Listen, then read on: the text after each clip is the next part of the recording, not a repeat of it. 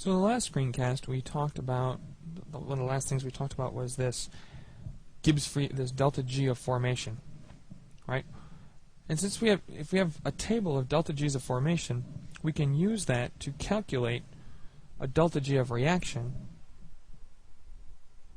for a system. So we're going to calculate delta G's of reactions a couple of different ways. First one we're going to do is we're going to calculate the delta G of this particular reaction. 1 mole of potassium chloride reacting with 3/2 oxygen, giving 1 mole of potassium perchlorate. The method that we're going to use to determine this is similar to, we talked about it very briefly when we were talking about thermodynamics, calculating delta H's of reaction from delta H's of formation. Now we actually have to use it. We're actually use this equation, which at first blush might be a little confusing. Delta G of reaction is equal to the sum total, right? Remember, sigma is the summation of all the products of the delta G's of formation multiplied by n, where n is the stoichiometric coefficient in front of each substance. From that incredible sum, we add the sum total of all of the delta G's of formations of all of the reactants, each multiplied by their stoichiometric coefficient. It might look daunting, but once we do a couple of examples, you'll understand exactly what I mean.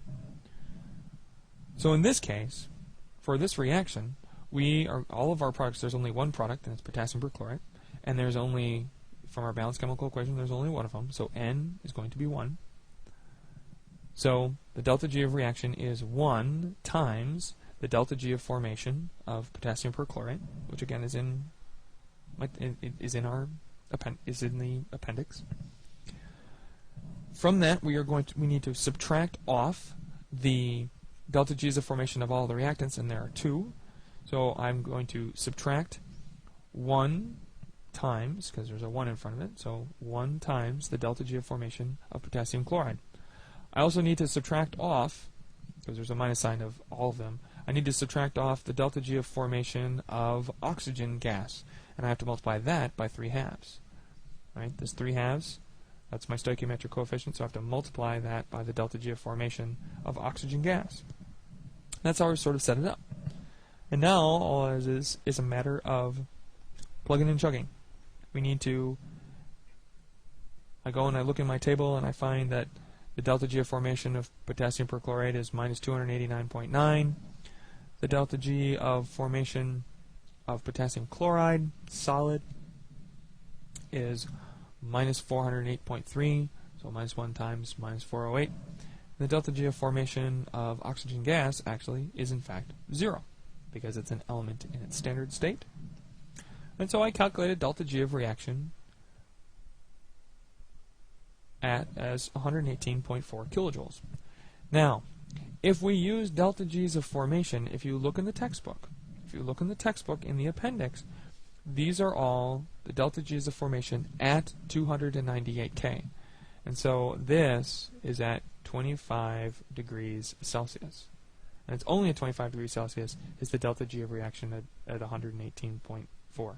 Remember, delta G is very much temperature dependent. So if we're going to use the delta G's of formation, they're at 25 Celsius. Now we're going to talk later about, changing the temperature and such. So let's do another similar reaction. This time we're actually our reaction is slightly different.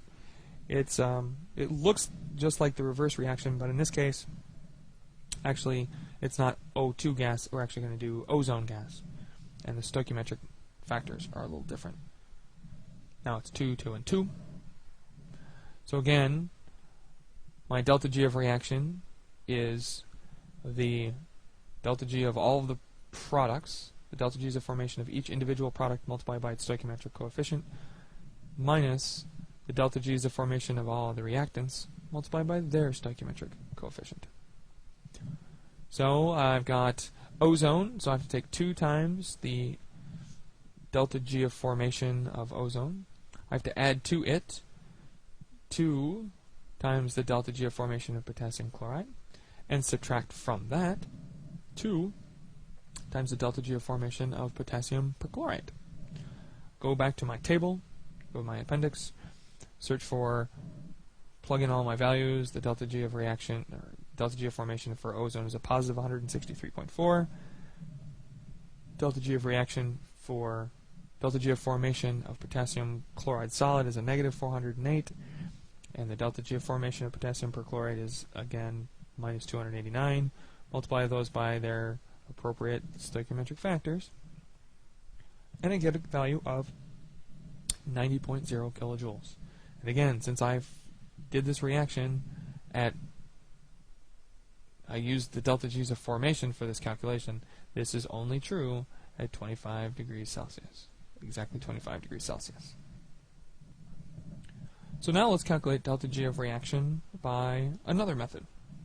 In this case, we're going to calculate delta G of reaction by using our definition of delta G, which is delta G is equal to delta H minus T delta S.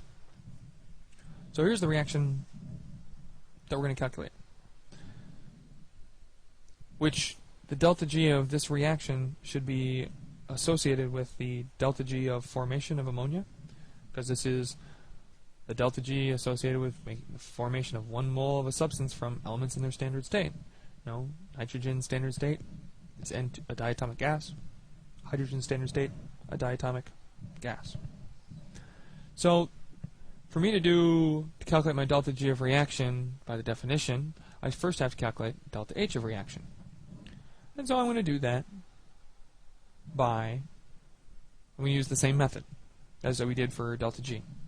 Alright, so delta H of formation times the stoichiometric coefficients of all the products minus the delta H of formation of all the reactants multiplied by their stoichiometric coefficients. Well, in this case, the delta G of reaction, because it's, this is by definition the formation of 1 mole of a substance from elements at standard state. So the delta H for this reaction is simply the formation, the delta H of formation of ammonia, which I look in my table. The delta H of formation of ammonia is minus 46.19. So this is my delta H. Cool. What about the delta S? There's no such thing as a delta S of formation, because remember, S is sort of, the state. We're not actually making it. So delta S of reaction is equal to the absolute entropy, the final absolute entropy, minus the initial absolute entropy. So I need to calculate the absolute entropy of ammonia gas, 1 mole of it, and subtract off the absolute entropy of all of the reactants. So it looks similar to this, but there's no delta S of formation, if you will. So I have to take, since I've got 1 mole of ammonia, I have to take 1 times the absolute entropy of ammonia, and I need to subtract off 1/2 the absolute entropy of nitrogen gas, and this is not 0, by the way.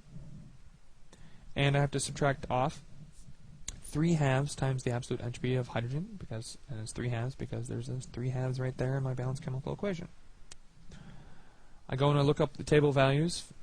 The absolute entropy of ammonia is 192.5 joules per Kelvin. For nitrogen, it's 191.5 joules per Kelvin, and for hydrogen, it's 130.58 joules per Kelvin. Plug in those values, pound out the numbers, and I get a delta S of reaction of minus 99.12.